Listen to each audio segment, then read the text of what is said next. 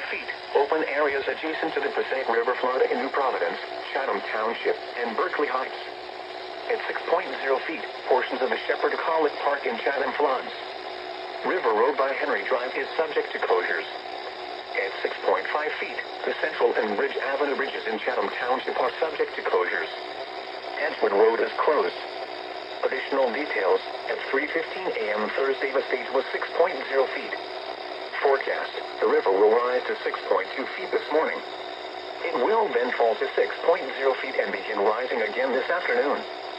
It will rise to 6.3 feet tomorrow evening. It will then fall again but remain above flood stage. Flood stage is 6.0 feet. Flood history, this crest compares to a previous crest of 6.3 feet on March 30th, 2010. http://www.weather.gov/safety/flood